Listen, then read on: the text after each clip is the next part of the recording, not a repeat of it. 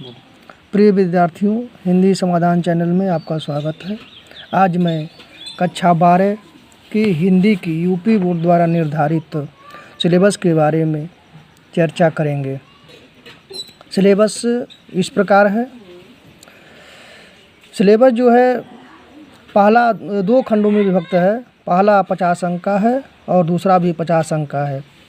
पहले खंड क में निर्धारित सिलेबस इस प्रकार है। पहला, हिंदी गद्य का विकास। गद्य की पाठ्य पुस्तकों में दिए गए पाठों के आधारित विभिन्न कालों में गद्य की भाषा, संरचना, विधाओं में परिवर्तन, युग परिवर्तक लेखकों का योगदान एवं प्रमुख रचनाएं। अति लघुत्तरीय प्रश्न, ये 5 अंक के होंगे। दूसरा जो है काव्य साहित्य का विकास है। आधुनिक काल, भारतेंद्र युग, द्विवेदी युग, छायावाद, प्रगतिवाद, प्रयोगवाद, नई कविता इत्यादि की काव्य प्रवृत्तियाँ, उनमें परिवर्तन, प्रतिनिधि कवि एवं उनकी प्रमुख कृतियाँ। अति लघुत्तरीय प्रश्न, ये भी 5 अंक के होंगे। तीसरा जो है गद्यांशों की संदर्भ सहित व्याख्या। गद्यांश आएगा, उसकी संदर्भ सहित व्याख्या करना होगा, ये 10 अंक का होगा। पद्यांशों की संदर्भ सहित व्याख्या, ये भी 10 अंक का होगा। संकलित गद्य के पाठों के लेखकों का साहित्यिक परिचय, जीवनी, कृतियाँ एवं भाषा शैली, ये 4 अंक का होगा।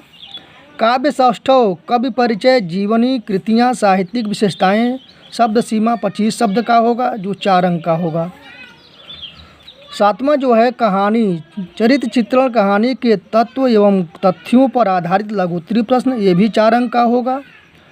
इसी में 7वां में ख है नाटक। निर्धारित नाटकों की विशेषताएं एवं पात्रों के चरित्र चित्रण पर आधारित लघुत्तरीय प्रश्न होंगे, जो 4 अंक के होंगे।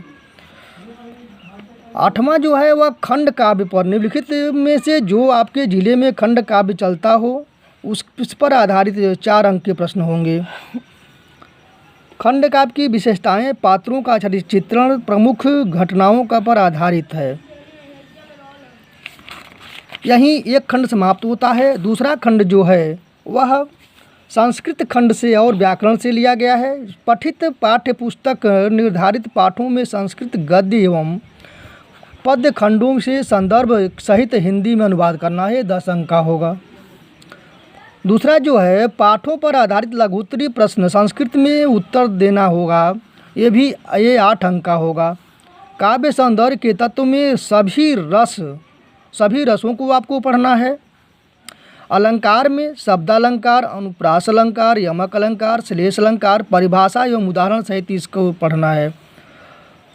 अर्थालंकार में उपमा, रूपक, उत्प्रेक्षा, संदेहा, भ्रांतिमान, अनन्वय, प्रतीप, दृष्टांत तथा अतिशयोक्ति की परिभाषा उदाहरण सहित लिखना है। छंद में मात्रिक, चौपाई, दोहा, सोरठा, रोला, कुंडलिया, हरगीतिका, बरबय, लक्षण एवं उदाहरण सहित इसको लिखना है। वर्णवृत्त में इंद्रव्रजा, उपेंद्रव्रजा, सवैया, मतंग, यद, सुमुखी, सुंदरी, बसंतलिका, लक्षण एवं उदाहरण सहित लिखना है। मुक्तक छंदों में मनहर, लक्षण एवं उदाहरण लिखना है। निबंध में हिंदी में मौलिक अभिव्यक्ति दिए गए हुए विषय पर निबंध, जनसंख्या, पर्यावरण, स्वास्थ्य, शिक्षा आदि की जानकारी हेतु इन विषयों पर निबंध पूछे जाएंगे, जिसको आपको लिखना होगा। संस्कृत व्याकरण में संधि, स्वर संधि, एचो, एचा, यावह, यंग पदांति, यंग प्ररूपम, व्यंजन, अस्तो, सुनष्टु, जलछर, झसी, खरिज, मनोस्वर, तोरली, अनुस्वार से अयम, परसवर्ण आदि संधियाँ जो पूछी जाएंगी, उससे प्रश्न होंगे। विसर्ग, विसर्जनीय सह, सस, जुसोरुह, अतुरो, लूप पद, दयालुसु, ते, हस, चौरेरी आदि जो ये भी प्रश्न से पूछे जाएंगे, जो 1 अंक के होंगे। शब्द रूप में आत्मा, आत्मनो, नमन, राजन, जगत, सरित आदि से 1 प्रश्न पूछे जाएंगे, 1 अंक के होंगे। सर्वनाम, सर्व, इदम, यद, इसमें से 1 प्रश्न होंगे।